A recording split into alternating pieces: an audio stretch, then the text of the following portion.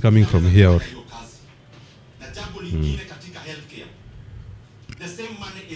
what do you think about that ticket? Sifuna alafu you deputy president.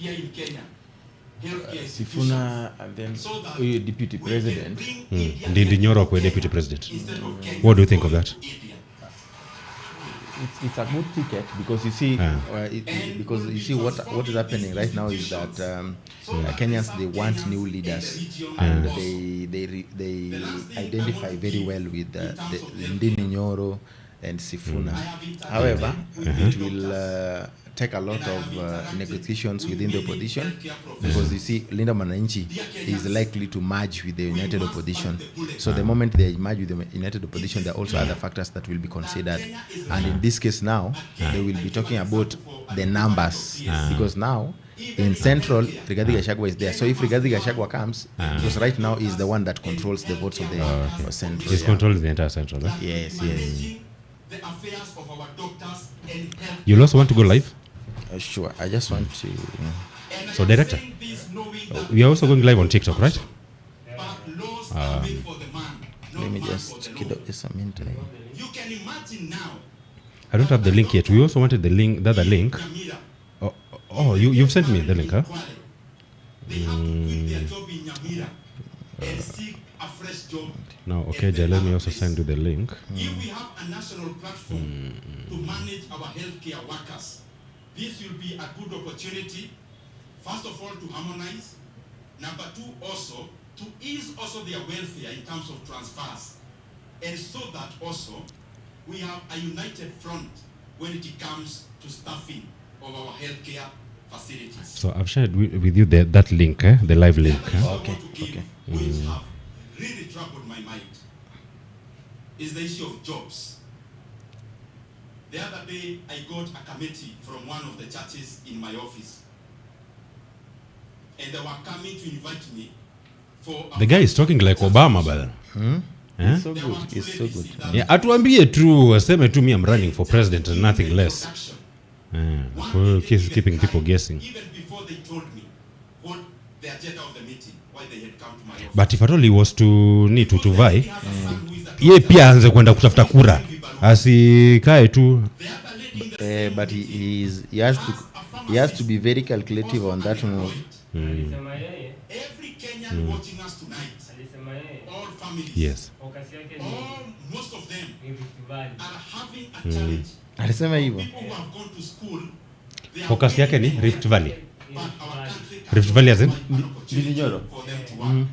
Dear leaders and Kenyans, this has to change. Ukachagua na Garuda walikosania nini?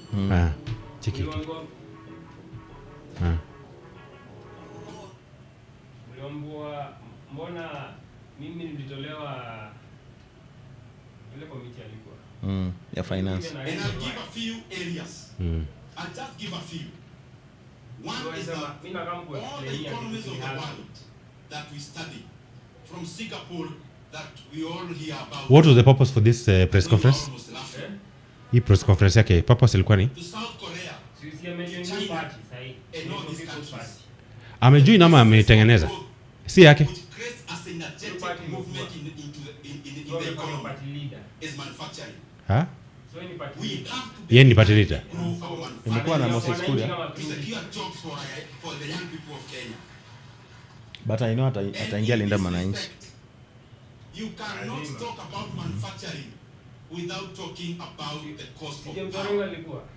And that is Yeah, because presence ya James Orengo ilikuwa significant hapo Very. Yeah, amekuja hapo marketing, hapo conversion, activation. getting Yeah. power. You haven't tuko live kweli? On TikTok. One is that we have to totally liberalize power sector. And the kind of lip service we are hearing from government is not enough. Liberalization has to happen. If an industry can produce their power to use and they have access to sell, they must be at liberty to sell it to the next factory. So that we have as many producers of energy as possible, because abundance brings forth lower prices. The second thing in terms of bringing the cost of power down in Kenya, We have an institution called KenGen. Yapi andala sasa si utamtumia invitation. Through the government. The current valuation of KenGen is around 75 billion Kenya shillings. Yet it is a company that produces roughly 2,000 megawatts of power. An equivalent of KenGen in other economies is valued more than 450 billion Kenya shillings. Just to cite like two, Transco Power in Nigeria, Geregu Power in Nigeria.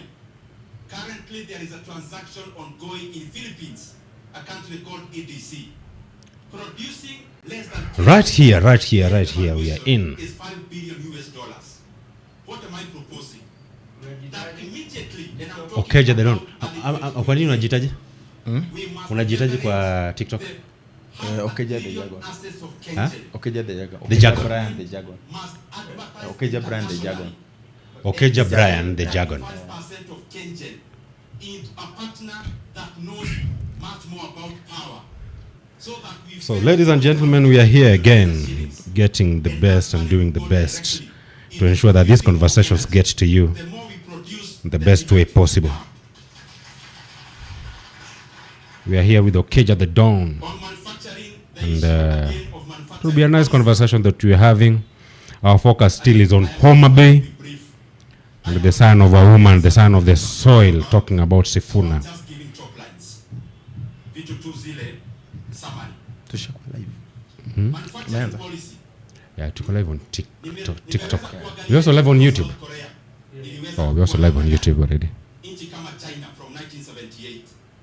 Na nikaona ya kwamba nchi huwa haiachiliwi tu ijipeleke. Lazima serikali Na Facebook. inaangazia ni wapi Facebook. tunataka nchi iendelee. Facebook yetu imekuwa hafifu. Inafaa Manufacturing huwa tuanze kuamsha Facebook inaongozwa bana. na kitu Through live, inaitwa manufacturing policy.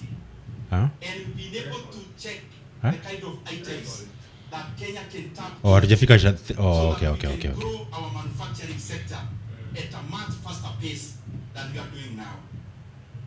The other issue, you allow me just to go top line and summary around jobs.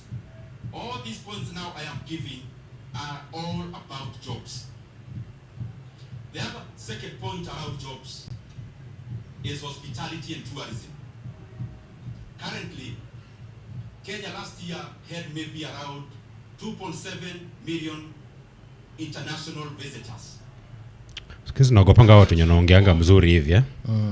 Watu wanaongeanga mzuri hivi. Wanakujanga wanatushtua damu tu. Well positioned.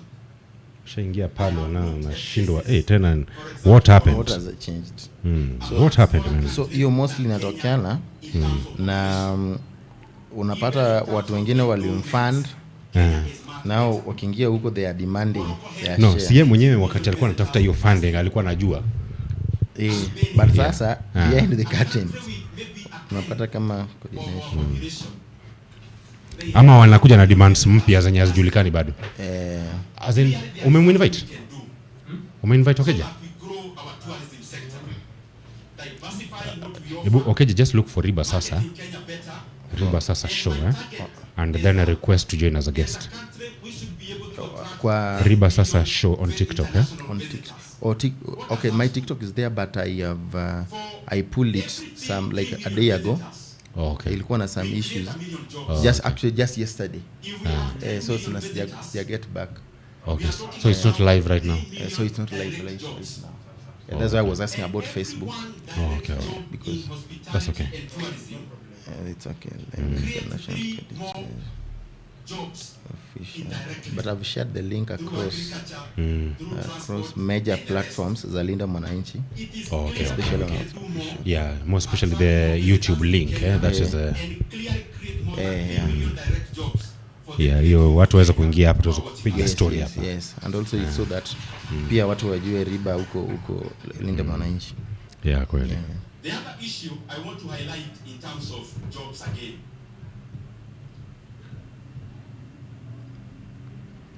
All this I'm giving is about jobs because I've realized there is no way you can say you are There's somebody actually was joined as well as let me see, is Mr. Katerina Mumu. That's Katrina. Then there's Kenya has many banks. Yes, Katrina Momo is with us here. Then there's Dedan.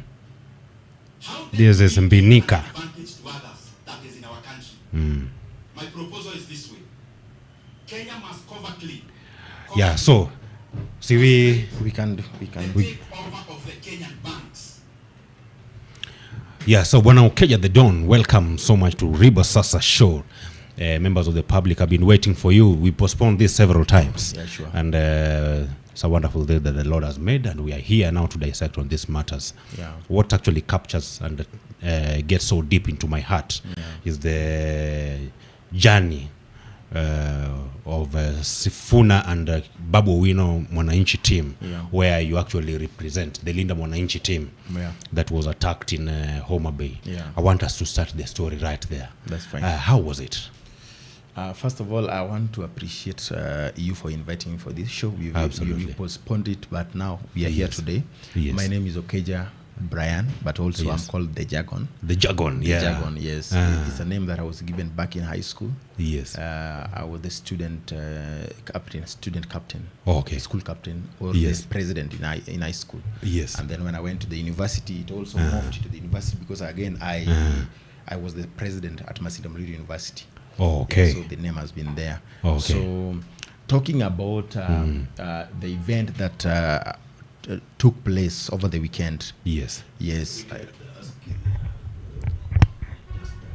Okay. That's okay, I think. Yeah, so Okay. So talking about the event that took place Yes. over the weekend, the Yes. Linda Mwananchi rally in Homa Bay. Yes. It was like a movie, and that's why you are seeing, you're seeing people saying It didn't look so real. Yes, it was like a movie. Yes. And that's why you are seeing people are seeing Afghanistan, people are Yes, talking Yemen. about Yemen, because first of all it's about how the terrains Yes. that these people were using. Yes. It's about how goons Yes. were attacking these people. So I mean the people who have missed watching movies, Yes. it was a movie. It was a movie that movie, you see, like a indeed. movie that starts with the smoothly, but then uko mbele Gets aggressive, yeah. Yes, inakuwa na climax. So that is how it Yes, was. what was the climax Yes. of it all? I thought that it started at climax. Yeah, to me, Ah. to me the climax was when they entered the Homa Bay town. Okay. Yes. Uh-huh. And you see, some people may feel that that now the Linda Mwananchi, having not talked to the people Yes. in Homa Bay town, Yes. is like they did not achieve the agenda. Oh, and it okay, is and it is okay, important okay. to also note that in the some moments in politics, Yes. it does not require a political leader Yes. to make a statement, so that it is known that this person is here. Sometimes just the presence speaks for itself. The so presence. For me, the presence. So for me, the presence of the Linda Mwananchi, team, Yes. getting to Homa Bay town, Yes. after passing Was statement on, enough? Yes.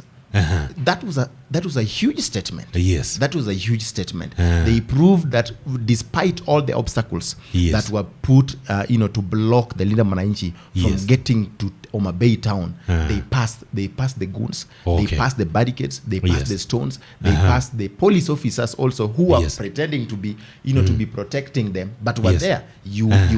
And actually tolerating the goons. Yes, Actually, and that's why Babu was asking them, polisi mmekaa tu hapo mmekaa tu hapo tunapigwa na mmekaa tu. Eh. So they were under instruction to just Yes, watch. yes. So for me, that was the climax. Yes. Let's say, for example, if at all Yes. this kind of thing was happening in one of those yards that are pro-government, Yes. What do you think could have been the reaction? No, in fact, they would not be goons.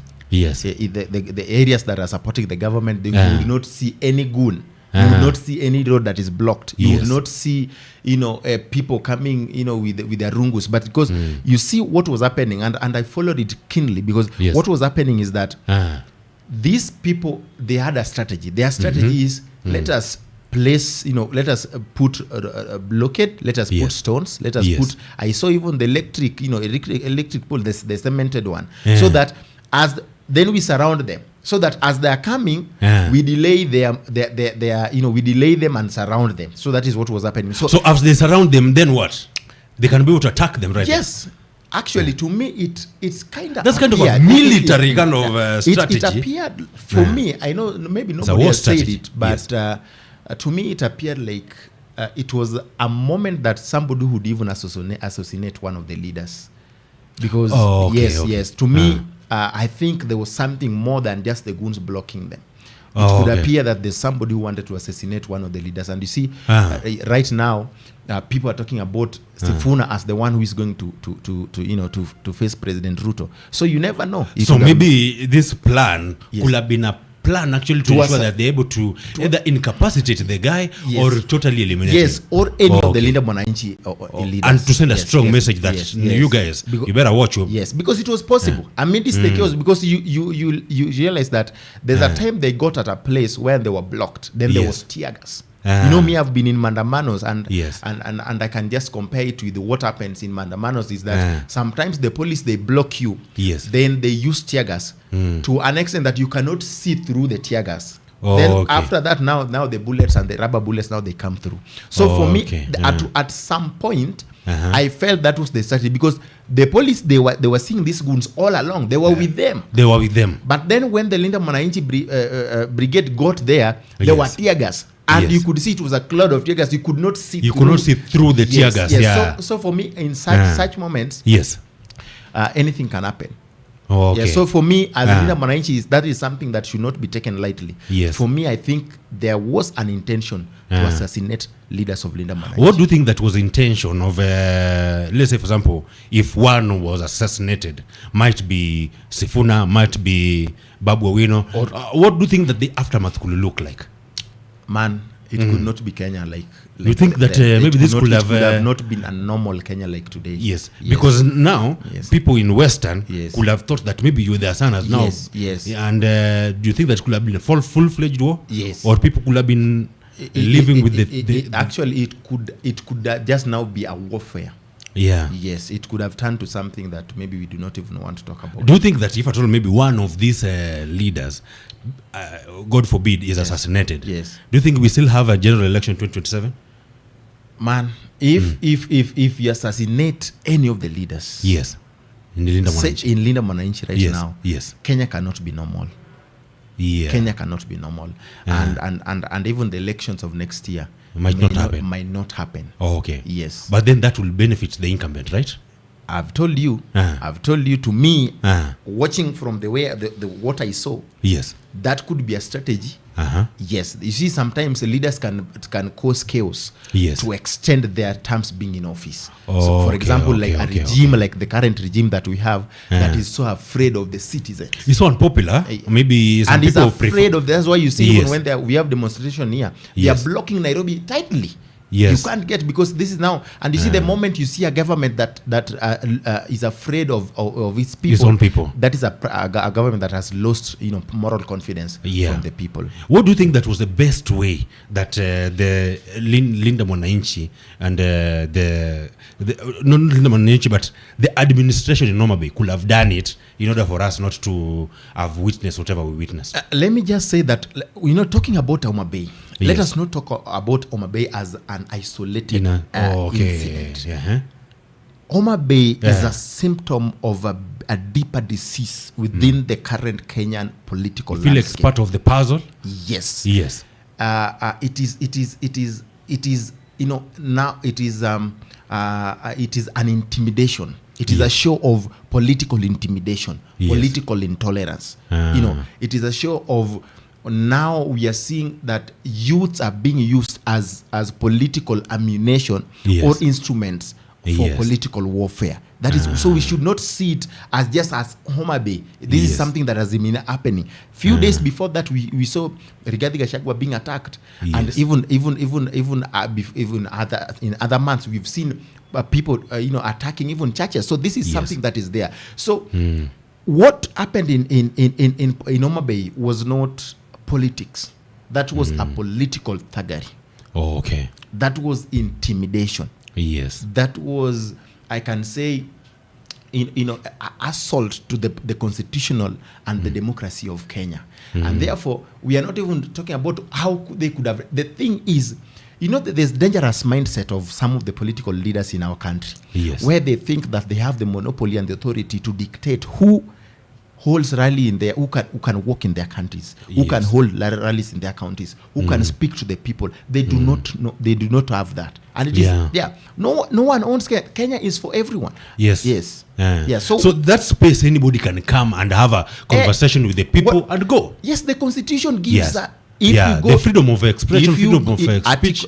Article 37 allows people to assemble. Article 38 talks about political rights, that every person has the constitutional right to participate in political activities, support any political party, and express themselves. And also it also goes against the article that's talking about the freedom for expression. If that is, I think, could be around Article 33, if I'm not wrong. But if even you go to Article 34, it's talking about the freedom of media. The fourth estate is supposed to be there to but you to see, show the public what's happening. Yes, but you see, what was happening to them? What happened to them? They were being attacked. They were being maimed. Their vehicles were vandalized. Their instruments were taken. So there was a lot of, let me just say, massive disdain for rule of law, and also massive violation of human rights. I mean, human rights and also constitutional obligation of Kenyans on that day. And even we talk about Article 10, we're talking about the principles of governance. So there's a huge, massive violation of human rights and let me say constitutionalism. Yes. The Linda Mwananchi were intended to just use the roads directly, but now they were diverted into other roads that now reveal the weaknesses of and the you country. see, we are not afraid of mentioning these people. Yes. We have seen Opondo Kaluma going on a video, and me being a Luo, I can translate. In fact, what did he say? In fact, what he was saying. Yes. I watched it in the Citizen TV, but they were trying to be a journalist, also trying to be a media house. They were trying to use some maybe to star the words. Yes. What he was saying that that anybody who is supporting who is not supporting President William Ruto, who is not supporting two-term. Yes. He was saying ukal kodi, like, you see, mpite now, and what that means, kill them. There's nothing kupita now inamaanisha nini, like you finish them. You see, that is what he was saying. Like someone nitapita na wewe. Yes, nitapita na wewe. You see, inamaanisha kwa gari hivi utapita kama umemgonga naye kabisa. What does that mean? And you see, when in the news, because I've said that was a media house, they are trying to say deal with them. But what does that mean? And in fact, he's also saying that they have given direction that all the hotels within Homa Bay, that people, watu wanaenda kutembea to, you see the way they do it in high school, where they do the inspection of the boxes, they're checking your box. Do you have something? What, are you having illegal thing, where the administration come in? So that is what they were doing, that they were going to do door to door in the hotels and homes, he said it, and homes, to check if there's any Linda Mwananchi leaders or supporters who have been accommodated there. And he was giving the honors of the hotels and the homes that you must know.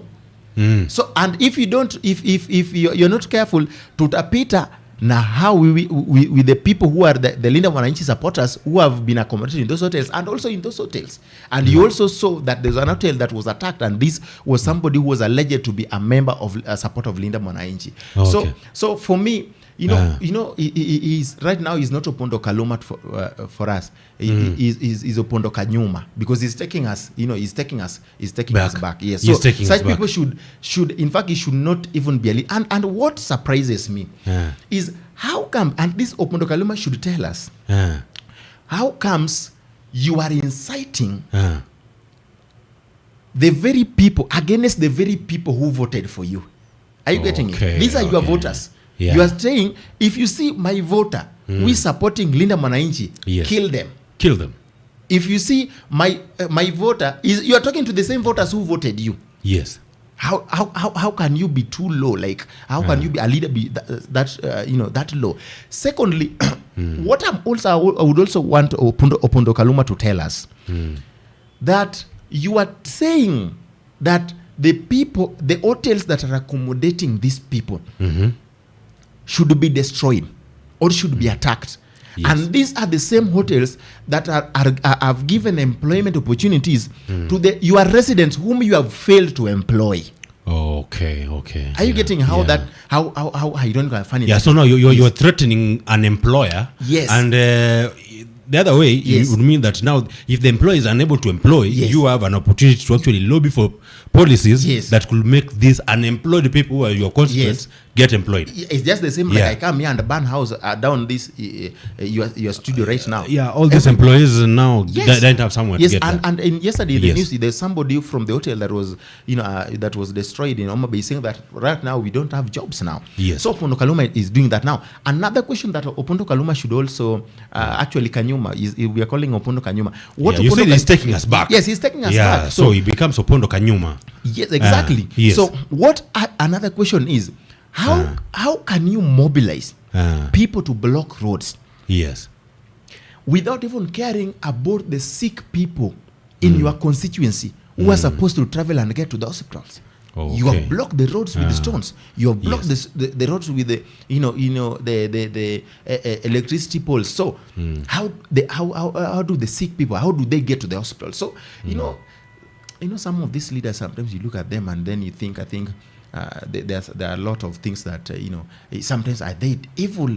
You wonder. So for us, Opondo Kanyuma should be arrested by now. Yes. If this could have been done by a leader, Yes. From the Opposition side. it could be Yes. could have been It doesn't arrested matter by- what you said. If you Yes. say that to Yes. Peter now, Yes. it could have been translated Yes. for what it is. Yes. You could have been answerable Yes. to the authorities, Yes. and eventually you go and write a statement Yes. on what you meant. Sure. Yeah. So you think that there is a way that these There's laws discrimination. that There's- actually are protecting the people Yes. are being used discriminatively, Yes, depending on who you are. Yes, that is Yeah. the thing, and Yeah. even in terms of, you see, even when you could see what was the roads that were there. I'm telling you, is in fact hata ni kama walijaribu kupitia barabara yenye at least ni nzuri. Ni mzuri kidogo. Ile ilikuwa inakaa kama Yes. ile nini kabisa inakaa Yemen kabisa, ile ilikuwa ni afadhali. Yes. Kwa hivyo kuna Ni barabara afadhali. mbaya zaidi kule. Very bad state. Yeah, there are very bad roads If there. you go to Nyanza, Ah. even in Migori, not just in Homa Bay. I was in Nyatike, the Yes. other side. I come from Nyatike, thank you. Yes, my mom comes from that area, and I went Nice, to check nice. check on a few things that Yes, side. yes. I was surprised. Yes, you are surprised. Yeah. Yes. So there's the main road, but now from the other road that goes until Nyakweri. Yes. But now there is a road from Migori Yes. coming down. yes, To actually our home is not far from Nyakweri. So you've seen the state of roads there. So we are also asking ourselves, when the leaders in Homa Bay, and Yes. we have had the governor Wanga being accused severally, and also Opondo Kaluma, I think those are the ones who have been accused. Yes. Were they preventing Linda Mwananchi from showing the world the Yes. state of the county? Because Yes. now they are saying that we are in government. Pesa inalala Suba na Sindo. and in fact walipitia hapo Suba. So what were they protecting? For us it appears they were I think they were protecting, but they didn't know how to do it better. Yes. So Maulana Sabhan Watala Yes. akaweza ku Yeah. So and you see eventually we saw people saw the dusty the state of roads of the, and you see I've heard them say on social media that this shows how we have been marginalized as a region or as a country. No, it is wrong. I was with Kiberenge in the morning here, and Yeah. he said that that is a narrative that Kiberenge. Yeah. Yes, he was here, and he said that Yes. that being marginalized is not a narrative that is is selling now. Yes. You see, All these people have been in government, and the Luo community have always been represented in government. not even being in government. Yes. There is always allocation. The counties are always being allocated. there's devolution, yeah. Yes, the devolution. Yes. People are being the governors are being allocated money. But what happens down there? Yes. People are looting. The leaders are looting, Yes. and sometimes they even fail. Ah. Imagine you've been given in some votes. They have been given money. Yes. Yeah, like in votes, they fail to utilize these resources. The national government now takes back that. You can imagine. As in, through the entire financial Yes, year, yes. you didn't have enough. Ye- You didn't have an agenda to Yes. consume this money to the Yes. extent that it was surrendered back. Yes. And And then like it really? surrendered. It happens. In fact, in the next show when I come here, I will Yes. come with evidence. I will tell you this is Yes. this is in this financial year. Yes, we want to this go back much- as soon as practical. Yes. Thank you. Yes. This much was allocated to this county. Yes. This county utilized this. Yes. In this vote or in this program, they were given this money. They failed to use it. Yes. Then the national government now took it. And in what happens now in the preceding in the following financial years, the government now allocates less amount if you have not used. So nobody should be saying that they were not given money. Yeah. People have been given money just like in all other counties. Yes. So that's a lie. So that's an excuse. An excuse. Yes, being a Linda Mwananchi leader that yes, you are, yes. as in, what best do you wish for President Ruto? To live. The best thing I wish for President live. he has to Aishi. live. Ama Yani atoke. atoke. No, Eh. no. I'm not saying about life. That is God. God is the one who can determine that. But to leave the office. Amalize atoke. Ameshindwa. Unasema That is the amalize fact. atoke. Ama atoke tu. Asimalize. Atoke tu hata before. Yani kwani nini anafanya? What is it that they are doing? What is that so unpopular that is touching your heart that as a Linda Mwananchi leader, Yes. you feel like maybe the president is actually not getting right and maybe... The president lies a lot. Oh, okay. The president lies a lot. You're able to identify like around six in the next 6 months, but now we can identify at least six. But six that you perceive as lies. he has been lying. He has been saying 6 ever since. Even if I don't mention the exact. So you mention the mark of the beast. Yeah, the mark of the beast. So he has been 6, and there are nothing. There are things that are not happening. Yeah. And you see why even the young people do not like President Ruto, apart from lying. Yes. But he lies a lot. He lies a lot. Apart from lying, yes. This is a government that has killed young people. This is a government that has killed young people massively, and somebody like me who has been fighting for human rights, it is terrible. I know some of the people tunakuwa nayo unaona, then all of a sudden even they're being arrested, they're being tortured, they're being killed. Are you giving a story exactly like what Baba was saying during that some days before he left? Yes. He was saying that uko na mtu, then all of a sudden the guy has been taken, hanged. And let me tell you, you see, even the people who were arrested yesterday, those comrades, those are comrades of mine. They are people I know. They are people we have been with on the streets. Yes. And then all of a sudden you are seeing them, the way they are being beaten in the streets. People are just disappearing. It is painful. Sometimes you go to these streets and you walk with somebody, and then you realize that nani hajarudi nyumbani, unapigiwa simu na nani yako wapi, nani hajapatikana. It's very painful. So for us, there's no way that we are going to support this government. And you see what we want, as in regards to what happened in Homa Bay, because that is not a political confrontation. What is it? I'll say that was a political thuggery.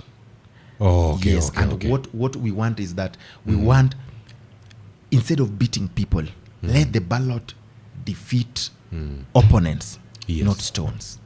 Let ideas defeat ideas, Yes. not gangs. Yes. Let policies defeat policies, not intimidation. Yes. What we want is that let the people of Kenya Yes. be able to freely decide the leaders they want to support and they Yes. want to elect without threats of intimidation and violence. That is what we want as young people going forward, even in So this in the service. event that President Ruto, His Excellency, Yes. is able to make this amend, so will you vote for this president? No, I cannot vote. But now at least he has made the but amends. that is his constitutional obligation as a president. But you see, the moment you are elected with And the I'm- constitutional and I'm- obligation, yes. and you'll be able to meet it, Yes. then eventually you should be granted the second no, term. there's no day I will ever. I can never vote for President Ruto. You just hate him that much? I'm not saying that I hate the person he is. I'm saying I hate how he does things. He has been given a constitutional obligation Yes. to offer security. We are talking about even some of the violation that was taken, that was some of the the constitutional obligations or the articles that was violated. One of them is also security. So for me, it's not like, I still have a choice. Yes. It's not like if now he says that now, okay, let us now, we don't kill them, we don't we don't stop them from campaigning. Still, I will have my constitutional right to choose who I want to to support. So for me, it cannot be President William Ruto. It can never be, because we have seen this. Even a few days ago, he was saying that we are going to deal with goons. He was telling Murkomen deal with the goons. But who are the people who are also supporting these goons? We have had even the PS of Interior being accused. Those are, I can't say that I can confirm, but he is being accused. And again, you cannot. He's being accused of what? Of mobilizing goons in Nyanza. Okay. Yes, he is being accused. So that's a huge accusation. If you are the PS or the person, somebody who is in charge to in charge of interior, we're supposed to be offering security to people, and then you are being accused severally. Yes. Then you have not come out very clearly to actually distance yourself from those things. Yes. Yeah. So to us, it leaves a lot of questions. Do you find any substance in those accusations, or maybe people are just being people the way they are? If people do not just say that you're a thief. If you're not a thief, every now they are saying you're a thief. If you're not a thief, there must be some truth to it. Let me tell you something about when we were growing as young people, and even up to now when we were as young kids. Yes. When they mentioned every now in the campaigns, when they were saying, when they mentioned Ruto, they were always saying Mwizi. You've heard that. Why is that? Until People never had we were still witness. very young. Yes. They were still very young. They were saying, when they mentioned Ruto, they were saying Mwizi has been stealing. Until up to recently, even when we were in the demonstration, when they are saying Ruto, the next thing that comes is Mwizi. So it means this is somebody who has been accused of theft and of theft. Yeah. They consider him a convict already. Yes. You've heard Jirongo said it. Yes. That they started a long time ago with this. So when we are getting accusation, you cannot just be accused by everyone and then you say that me, I'm innocent.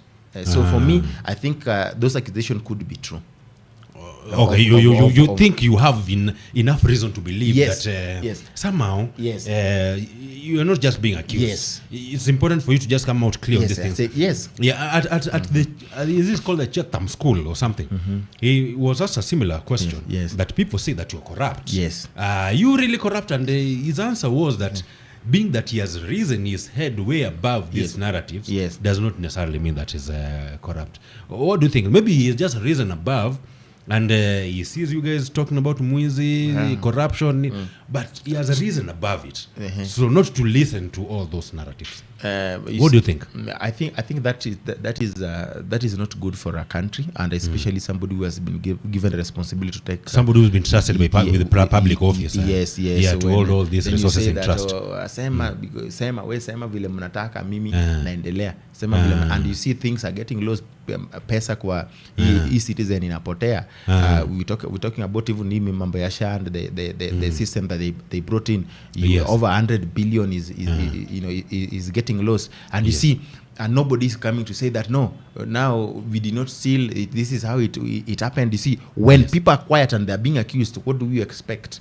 They're supposed to come out clearly. Yes. So people just made conclusion that if at all you are quiet, then it means that you are consenting. He who is silent but consents. Yes, exactly. Yes, that's what you mean. If we are losing money, and you see, let me tell you, if you, for example, it's a huge amount of money. Let's say, for example, you have $1 billion. Yes. And $1 billion is like, it sounds a small amount of money when you don't have it, when you are getting it. It's 1,000 million. So if you, for example, you have $1 billion that umeamua wewe saizi unataka kutumia 30,000 a day, ile ya kupiga tu sherehe unatumia edi na umekaa tu. Do you know how many years you lose this? 91 years. 30,000 every day. Wewe umekaa tu. Wewe umekaa tu unasema mimi natumia 30,000. So if you are losing that, you are losing 91 years. It means utakula hata ukufe watu wengine waendelee. We are losing this amount of money. That means that we could have built a lot of projects. we could have done a lot of, thicker superhighway. We could have built a lot of schools. Students could have gone, could have undergone, free system of education. So there's a lot that when the leaders are being accused, they're supposed to come out openly and say and give. But you see, give us not in this government. That's why they're even talking Is about it the vision. necessarily in this government or not in this country? I want to say mostly because now me being here as a leader of Linda Mwananchi and also as a chairperson for Nairobi County Youth League, we are doing the comparison between what is happening now. That is why even when they are talking about Vision 2060, we are wondering, why are you telling us Vision 2060 when we want our issues right now to be handled, to be sorted out, They're running away from this. We cannot. You don't just talk about Vision 2060 because now the calendar is saying Vision 2030 is approaching. You commit people again to something new. Yes. But I sometimes will sometimes get baffled when I look at our leaders, especially the Linda Mwananchi leaders. Yes. What do you think that they will do different? When, let's say, for example, it is 2027. We've done our election. We have our president-elect who is now being sworn.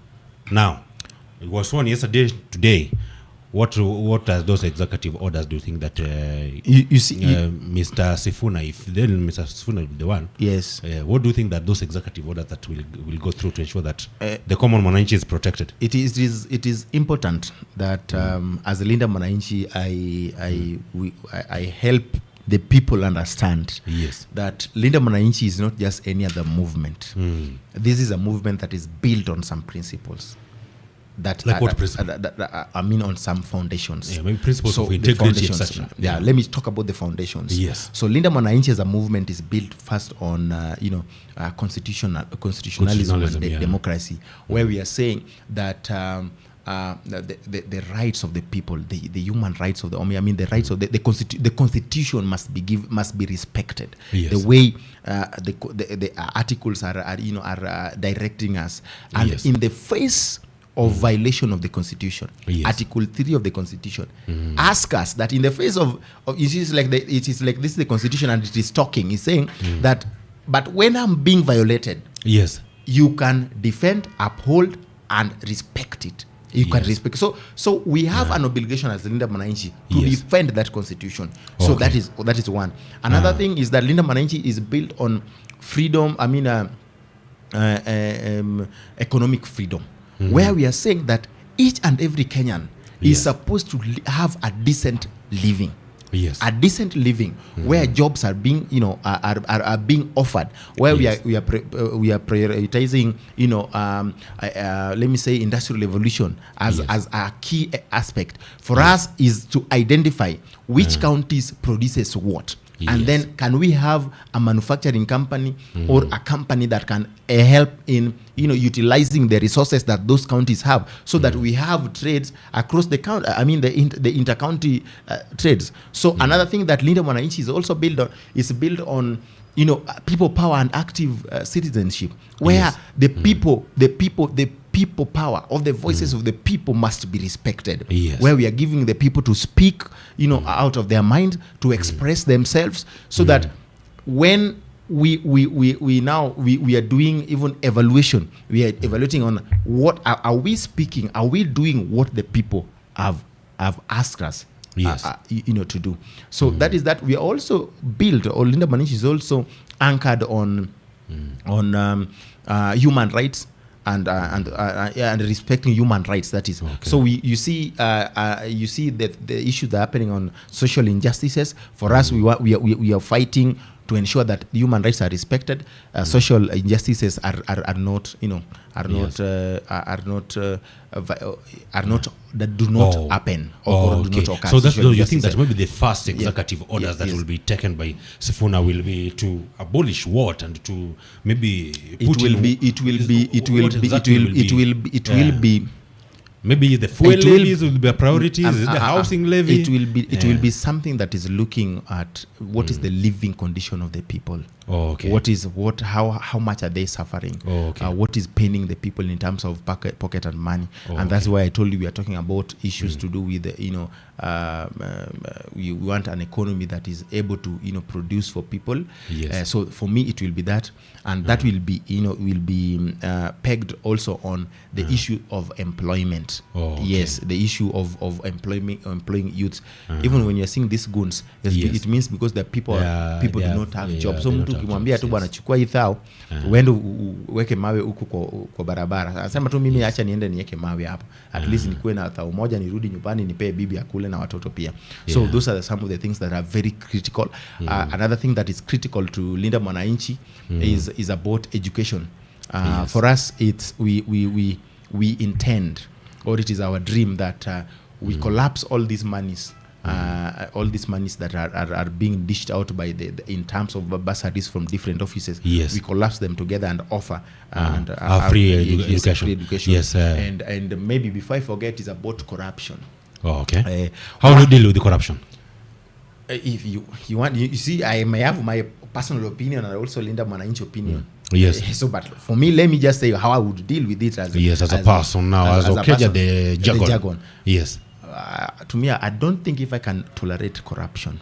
For Zero me, tolerance. Zero tolerance. Yes. And if you've been accused, you step aside, investigation be done. For me, I won't even care when people, if you're why should you leave if you being corrupt is also making other people to die. So sometimes we should even go At the extent of executing them. Yes. To me, if you're corrupt, why should you not be? But they have to be proven first of all that they're corrupt. That's what I'm saying. When you are proven to be corrupt. Yes. You cannot just be corrupt and then you walk around here. Oh, okay. Yes. So or they just be, yes. If it is in jail, then it is life imprisonment. Okay. For Linda Mwananchi, do they have a framework already on how to deal with that corruption? For Linda Mwananchi, or it's too soon? I've just no, it's not too soon. We have our leaders. First of all, the leaders of Linda Mwananchi are people who have not been accused of. Most of them are people who have not been accused of corruption. Yes. I've never had Sifuna being accused of corruption. Yes. I've never had Orengo being accused of corruption. Yes. I've never had Babu being accused of corruption. Yes. I've never had Kibagendi Onyonka being accused of corruption. So what we are saying is that is to respect the constitution and also ensure that we come with mechanisms that can stop corruption. And one of them is as I've said, is to put these people, get them out of office, let them be investigated. When they find that you are guilty, then let them face the law. That is it. But I made it clear that was my personal opinion. The other one, but now this is for Linda Mwananchi. Okay, so who is the party leader in Linda Mwananchi? Linda Mwananchi is not a party as we are speaking right now. As a movement, there must be a leader, right? It's a movement. Yes. And right now we have principles, and we still do not have.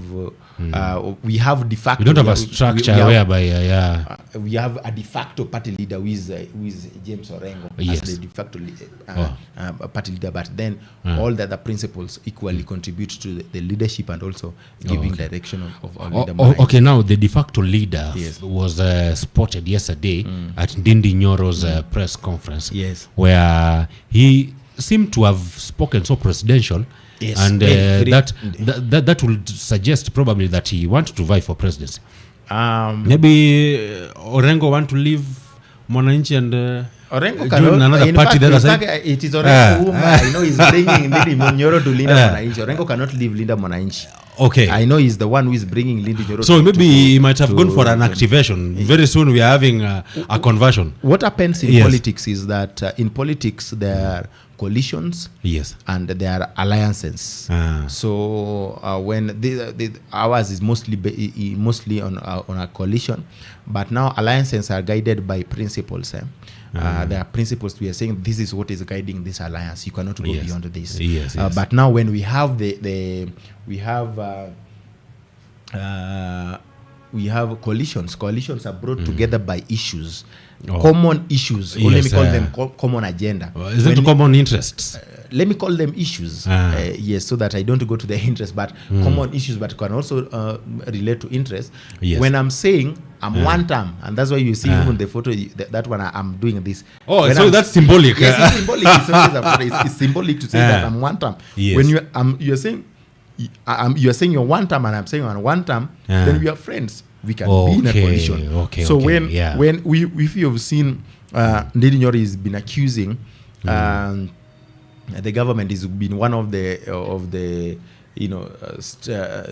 critics, serious critics of the government. Yes. And Ndindi Nyoro said, if you listen to his speech, he's talking about one term. So if you see Orengo there also saying one term, and you see other leaders of Linda Mwananchi saying one term, it is okay. But again, above and beyond that, we should have a culture as a country where we can go beyond our political parties. Yes, and slogans. Yes, and slogans. Where when leaders are having functions, we can join them. We can join them to help them shape even the agenda that they're speaking, because what the primary concern should be the people of Kenya. So seeing them there, then it's not like a problem. Okay. Yeah. So you think that maybe probably I know he's coming. I saw. Not he loves Ndindi Nyoro so much. Maybe he accepts the. Some people say that Ndindi Nyoro is a mole. He's a mole for. Some people say that he's a mole for the incumbent. I don't think so. If he would have been a mole, he would not even be removed from this position that he was having. It would be very difficult. And if Ndindi Nyoro would be a mole, he would not be talking about. Angekuwa anapinga serikali. So for me, I think that is a narrative that is generated by the people in government to try to blackmail Ndindi Nyoro. For me, I think that is not true. So it might not be the case that maybe he's being removed from these committees and eventually being mistreated to garner sympathy. Then eventually, wherever he goes, he can be welcomed in order for him to actually be able to do the work that the mole has been designed to do in those quarters. Maybe What are you would looking at it from like that? What would Ndindi Nyoro gain being a mole right now in the current political atmosphere? As a person? What? Nothing, because Ndindi Nyoro is some of the people who really supported President William Ruto in 2022. Yes, and he was so vocal. He was against Uhuru. Very vocal. Yes. So what happens in this government is that if you are not supporting the two-term agenda, then you become an enemy. And it is not like the way you're saying maybe Orengo loves Ndindi Nyoro too much. No, in politics there's no love. It's not like it's only interest. It's just interest. Yes. And if you see the nature of Orengo, Orengo is somebody who has been fighting for the people in his entire life. Yes. I think maybe one day, maybe he will even collapse on in the streets, championing for people's interests, because that is what he has known. That is what he has been doing. He has lived a good and fought a good fight. And it is not easy. That one is not easy. It is not fighting for the people and going against the government. And actually being consistent, sometimes putting your career, your esteemed career aside. Unasema, liwe liwalo. Let's come what may. If you don't want to support me, achikae, but I'm going to stand with the people. For people who have done that, it's different. And you see, one of the reasons as why we are having a problem as a country is that we are having a president who has never tested tear gas. He has never tested tear gas. He's a beneficiary of everything that you guys have fought for. He is a beneficiary of all the things that people have been fighting for. But all the times he has been on the side of the oppressors. He has been on the side of the people who are strategizing to intimidate the voices, the dissenting voices. What about in 2007? What was he doing in 2007? Yes, I think he's even accused by the ICC because he defended. He defended. Why was he being accused? I know you are afraid of saying it, but he was being accused in ICC as the people who participated in killings of people who Yes. did in their actions or wordings. They were being accused of people who enhanced Yes. people being dying, and that's Yes. why I'm telling you, Uh, even in all the reforms yes. from the times of Moi, President Ruto has never tested tear gas. Sometimes Okay. it is good to give, to test somebody in the presidency, somebody who has, because if you've been somebody on the who street, know what the struggle look like. yes, Yeah. I've been on the streets, and sometimes I've also, in fact, in 2024 up to now, I've still Yes. been on the street, and you, when you're on the streets, the difference between you and death is a thin air. It's a thin air. It's a full Yes.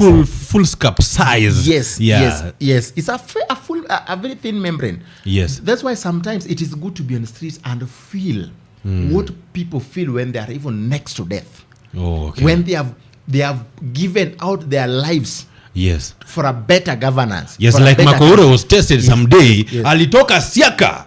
Uliona venye alikuwa tested someday hapo Nation Center. Yes. Akatoka mbio ingine mpaka nikashindwa huyu sasa unajua anaweza kuwa athlete hata. Alitoka mbio tukajua kweli mambo ni vulai. Let me tell you something that I don't think that people have ever known. Makoure is somebody I know. He's known to you? Yeah, we know each other. Ah, wow. Yeah, we know. We were with him on the streets. In fact, we were even addressing me. At the time, we even addressed me, just him and me, hapo mbele ya Central Police Station when people were arrested. So we know each other. We need to have him here. But he should come here. But for me, I really don't think if he really meant he meant being on the streets. He meant he meant fighting for the people. Let me tell you somebody who is convicted to fight for people cannot be easily swayed to go to the oppressor's side. So he wasn't actually convicted by the purpose. And how did I'm saying this with a lot of respect for him, as somebody I know. But how did Makoure become popular? I knew him through this Gen Z protests. You knew, okay. I never knew him before. I want to. What I'm asking, in his first, leave alone the day he was running, in his first appearances when he became popular. Yes. Where was he addressing the people? There is iconic photo is the one he's having the tear gas used tear gas canister and speaking with he's speaking loud, and that is the iconic photo of him. But yes. Where was Makoure addressing the people? I'm talking about this as a revolutionary who was remember I was among the people who were starting. You see, the demonstration, the hardest in Akwanga to start. Yes, to start it. Kwanza, yes. Where you are 5 or 15. You are getting it. So I'm talking, and even sometimes alone. Yes, and sometimes even alone. Yeah. And I'm talking as somebody who participated in that. And I can tell you, even in yenye tulingia parliament, I had injuries because I was clobbered the previous demonstration. Yes. The day Rex Masai passed on. Yes. I had injuries. I got some injuries. I was sprayed with that pink water. Ile ya salad ile unapata ile ya flavor. Na ile washa hadi makende na. It is Okeja the dog. Okeja the Jagon mwenyewe. It is that water is not friendly. It wasn't friendly. And you see we are public, so and you so inaguza hivi unapata unaona unacheza lingala tu pale. Kamera ziko hivyo. So unafanya tu zile za because camera so easy kuna I'm telling you. So why I'm saying this is sometimes I feel, you see me, I'm a sensitive person. Yes. Where was Mark how did he start becoming popular? He was addressing people. He was eloquent, and I respect him for it. He's very eloquent. He knows how to, communicate very eloquently. Sure. He knows. He was deep inside the crowd, my friend. You go and watch. He was part of the team. He was deep inside the crowd. No, not part of the people. I mean, no, he was in a protected area where. Yes. Yeah. These are people who joined later. We start. After kitu 1 hour watu wanaongezeka kama 30, mnaanza around 15 like, but the one for on 20th for the people who were with, and I think it was there was somebody who tried next to archives with a flag, and there were 2 people there were two people, because I remember I got to town very early, and I was passing them, and there were lots of police officers, so they could not manage. Then we went to Kenyatta Avenue. Myself, there's somebody called Atuman, there's somebody called Jared Oye. No, was he there? But I remember 4 people. We started. We first waited, then we started there, and then I can show you. I'll show you those photos. I can share with you. So after now, people have come. That is now when other people comes. This is where Marco Ure now started addressing the people amidst the crowd. Oh, okay. That is now, and you see, sometimes media also love the eloquence, and somebody. No, the guy is eloquent. I like the way he dispenses English in a very, very fashionable manner. Yeah. So media also want news, and they want something that is clear. Yeah. And that is how, but later, now when he became popular, now he could now not hide. You know, so that's why now you. And even though, so now he is now in the public limelight. Yes. Yeah. So the face is familiar. You're seeing it, and the camera is on you. Yes. And even be very keen. Be very keen with Makure. Before the day he ran like a Kipchoge, you could see that's all the ball to say about. It was this. He's disturbed. He's afraid. What does that mean? He's a coward. And when you are a coward, that is when now you can easily be bought to be on the side of the oppressor. So for me, I have never used Marco Ure as the standard measure for the people who are strong on the streets. I've never used him. Yeah. And I can even tell him when we are with him that I've never used him. You can tell him on his face that yes. Son of the soil. This one. Actually, he comes from our area. Me and him comes from almost the same place. So you guys know each other even more, as in beyond the protests. Yes. Okay. You know, but it is the protest that brought us together. Yes.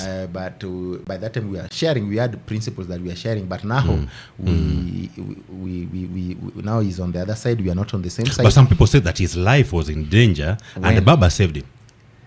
His life was in danger and Baba saved him. Some people say that. I don't want to say some things, but anyway. I don't know. It will turn like I came here to discuss Marco Ure. Yeah. Several people's lives were in danger. People were shot and beaten on the streets. Oh, okay. I've just told you I was hit by a canister. I lost balance. I almost fell down. Some police officer, because that time I was on the forefront most of the times. And now some police officer just pointed a tear gas directly, and it hit. It just got me here, and it was that must have been yes. So that's why the following day now, when people went to the street, I was a bit limping. Yes. But we were still there. But you see, what was driving us is we were ready to pay it all. Just right now, we are ready to pay to pay the price, and we know you go to the street, you can come back home alive, or you can never come back. And you also tell your people that is the nature. As much as they say, don't go, okay, don't go now. Your mom calls you, uko wapi, Mister. You just tell mom, this is me. The fact that, like my mom has been a church elder and being in church, the fact that you are in the church does not mean that I can't have my life. Oh, okay. Yes. Okay, so how much is it that you guys are paid there at Linda Mwananchi? As in, manake hata sasa hata hapa unajua tuko mbaya sijui unaweza hata tuko wengi. So mbona staff ni kidogo tu hapa. Hao za tujenga hata mita tu. Sisi hatunanga maneno. I want to be brutally honest with you. If you've been the Linda Mwananchi rallies, people are scrambling to go to those rallies. Oh, okay, hata fair hakuna bana. Ourselves, we've been contributing. When it started, somebody has a vehicle, he's saying bana tafuteni nini? Tafuteni fuel. We contribute that. Sometimes money can come, but it's something that cannot come from where? I mean, maybe the support, a leader can decide to support. Oh, okay. Kuna 10,000 hapa mjaribu muone. But unapata kama mmepewa kana, for example, the 10,000 you're talking about, and you were so many people. Hata hiyo bado mkipata mnapata tu makapi tu pale. So you see the way people are contributing for Sifuna in the rallies. Ile na Urubag. Yes. You know Urubag, your contribution. Even the people who are attending these rallies, they have been fueling their own vehicles. And I'm telling you myself, you've been contributing. Somebody anasema niko na gari, anatoa gari anasema tufanye aje nyinyi mtafuteni nini? tafuteni fuel. But I also I'm talking about the things that I know and I've experienced, something that I can also defend. I know there are some Linda Mwananchi leaders at personal and individual level who have been supporting some youths who the people who are attending. Ile tunazambia kiongozi bana, leo tumelemewa. Tumekaa mbaya. Anakuambia nitawatafutia, na sometimes hata nawaambia nitawatafutia na he fails because watu ni wengi. Yes, so I think maybe maybe huge finances will come when maybe the party is now formed. Okay. I'm just hoping maybe at that particular time now you guys will be well lubricated and you'll be able to get something in your pocket. Yes, right? But I think you should also now for your employees who are here, I think you should get one Linda Mwananchi leader to come here and also talk here and then. But you see, you interact with them every day. Yes. Like I would have wished to have Governor Orengo. We have a few conversations, including also maybe Mr. Babu Owino and Sifuna. It's good for them to come and now just mention something. I think that is we something really appreciate. That is something that I can discuss with them, or get somebody who can help. Yes, because you see, what I just want to understand Yes. is their policy beyond one term. Yes. That's when you talk to them, just tell them that's what I want to hear from them. Yes, yes. So when we just coming, there's a few questions here and there that I would wish to actually ask them. That yes, one term. Then It's okay. it's a question that has been posed by the opponents on the other end. But I can tell you that the electorate wants to hear it. I can tell you that with my experience with the Team Linda Mwananchi, Yes. some of those leaders are some of the most humble leaders. Take Onyonka, for example. Take Babu Owino. Yeah, those are the candidates that I want to be. People actually will come here and Yes. talk with finality Yes. on behalf of the party as well. I think we can organize try push that one. for that. Even though sometimes their schedules are crazy, but we can try push for that so that it's also a way to promote media houses that are not mainstream. Yes, it's good. It's good we grow together. Absolutely. We We will really appreciate. But I know because Yes. I have witnessed Yes. a moment when Onyonka, we were in Machakos rally, Yes. and Onyonka was on top of the car. I want to explain for you the kind of humility that is in Linda Mwananchi, Linda Mwananchi leaders. And there was another young lady, is called Noella, wanted to speak. Onyonka himself came down because now they could not. There were many leaders there. He came down and allowed this young leader and young lady, and he was saying, I heard him saying that myself, I'm already popular. Yes, so you need the platform. Yes, come on. Yes, that is what he said. I'm telling you the truth. Yes. When we were in Machakos, and I don't, he did not even notice that I was seeing what was there, and it just moved me. So I think it's possible that they can come. And somebody like Babu is not discriminative. Okay. He doesn't care who, and he supports youth. So I think it's something that is maybe possible. you can just be able to work on that framework. Sure. Yeah. So Okeja the Don, The Jagon. So sorry, I keep confusing this, but I'm sorry for that. Linda Mwananchi has an ambition of becoming the lead administrative government come post. How do you think this combination between Sifuna and Ndindi Nyoro will look like? My opinion is we need Ndindi Nyoro. We need Ndindi Nyoro within our camp. He's going to add a lot of value. Value. Yes. Ndindi Nyoro, just like we just like the other leaders like Babu Owino, Edwin Sifuna, those are young leaders. Yes. And the country right now, the country needs a young leader, a change of leadership. We need new faces, people who are coming up with new blood. So Ndindi Nyoro should come in. Ndindi Nyoro should also is good with the economics of the country. We need somebody who will be, because now governance requires a lot. There's leadership, there's governance, there's administration, there's also the economic side of it. And you just heard him saying that people are in Kiharu, people are paying as less as 500 shillings for students per term. That means those are the ideologies. I mean, the ideas that we need to. He can actually help us spread this in all the 300 constituencies that we have. Yes. But now when he comes, is that we need him when he says that the government is wrong in doing this. Yes. This finance bill is hurting Kenyans, will hurt Kenyans. On the day of voting, He also availed himself he to also vote. availed himself. Yeah. So when we are taking, when the Linda Mwananchi team is making critical decisions, we Yes. also need, you know. Yeah, we don't only need him on the podiums. Yes. We also need him where it really matters Yes. to make a difference in Yes. policy making. Yes. Yeah. It's just like I would ask, why would we be so hypocrites that we preach peace on national televisions? Yes. While on the ground we are mobilizing youth to, you know, to vandalize vehicles and yeah. attack the Oh, okay, yes, so okay, yes, okay. yeah. So for me, let him come. But you see, the moment he failed that day, it gave me some kind of ish. Yes. So I would wish that when he's coming, also when we are making critical Yes. decision, it should also be there. Okeja Okeja the Jagon mwenyewe.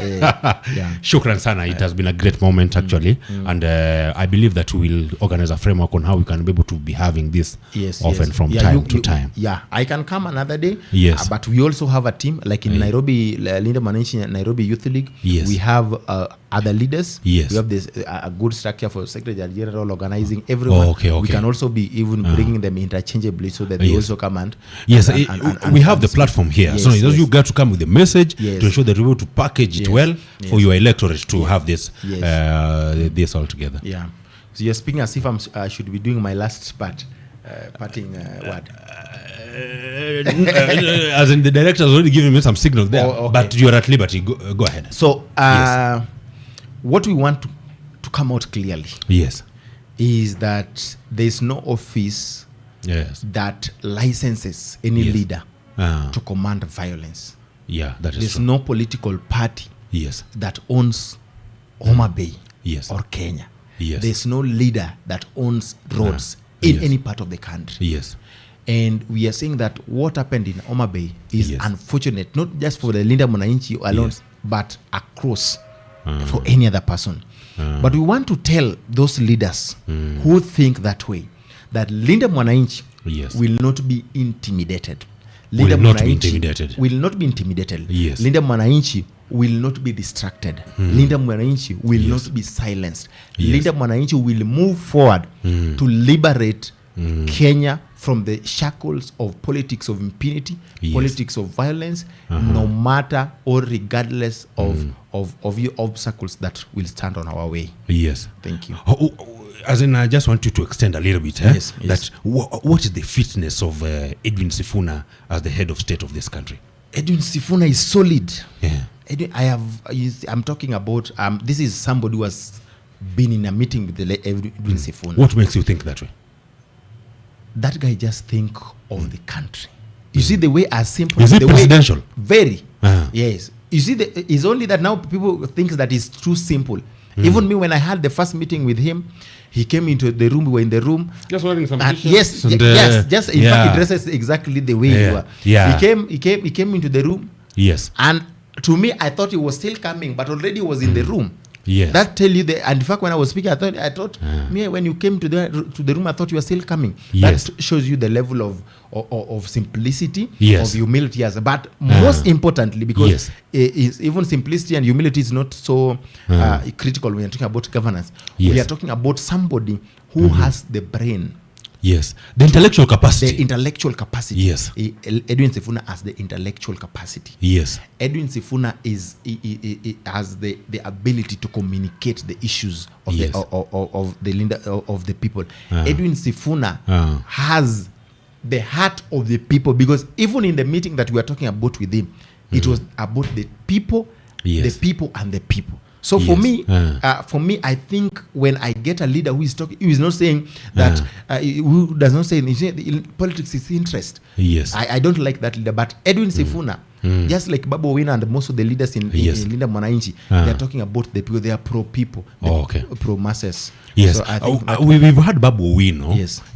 say that he's going for governor for one term. yes, Then he's coming in 2032 yes. for presidency. Yes. Let's say, for example, if at all your wishes Yes. and the wishes of your supporters come to pass, that Sifuna assumes office.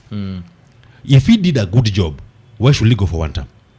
If Sifuna did a good job, why should he go for one term and leave it to Babu Owino? let me just tell you, even Yes. as I extend what you answered, you ask me Yes. whether Edwin Sifuna is fit. Yes. During the Gen Z uprising, Yes. there were two key leaders whom we saw who stood up to support Yes. the Gen Zs. Yes. One was Edwin Sifuna, Yes. another one was Babu Owino. Yeah. So that shows you that these are people they went between the bullet and the people. So it wasn't a clout. Yes, it wasn't a cloud. You saw Okay. Babu Owino climbing the gate to come Okay. and talk with the people. Yes. But now what you're asking me about Babu Owino, maybe Sifuna being one term, Babu Owino saying that he's going for governorship for one term and then he will join. He will be the president.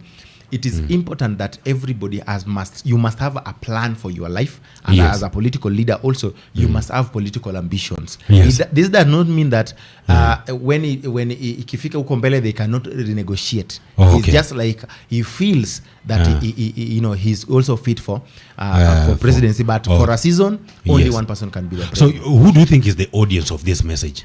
Because when you say that I'm going for governor for one term, Yes. then after that I'm coming to become president for 2 terms. Don't you think that that's so selfish? But who is actually the audience, the target audience for this kind of message? It is just informing the public. Is it the of- public really, or is- is talking to his backyard? No, is informing the public. Babu is more of of a national leader, not even more. Babu is a national. He's a national leader. Everywhere he goes, is accepted. Oh, You're okay. getting it. Yes. So it's not like he's talking about the backyard. He's telling the people that. Yes.